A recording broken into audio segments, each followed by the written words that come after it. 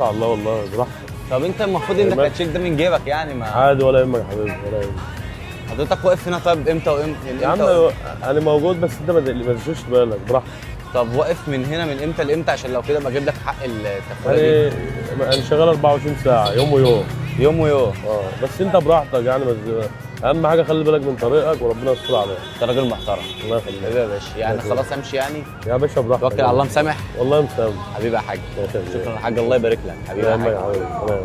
انا عايز اقول لك حاجه يا حاج ثانيه بس. اتفضل. عايز اقول لك على حاجه. انا عايزك بس تبص هنا كده تحت هنا.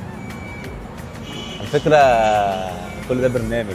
والله كل ده على البرنامج على الفيسبوك وكل ده كان اختبار لحضرتك وانت راجل محترم قسما حبيبي بالله. يا باشا حبيبي الله يصلح حالك. ولا يهمك يا حبيبي. بجد والله العظيم نموذج يشرف مصر كلها مش المنصوره بس. الله يكرمك ولا يهمك يا باشا. الله يبارك لك. على دماغنا يا باشا. راجل محترم. الله يكرمك الله يعزك.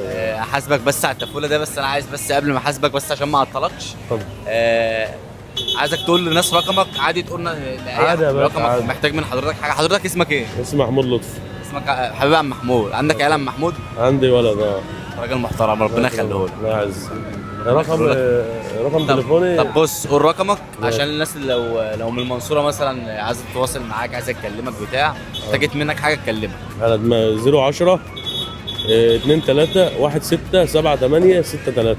حبيبي يا حاج محمود. يا باشا تحت امرك. فرصه سعيده. امرك. سلام امرك يا عليكم. باشا.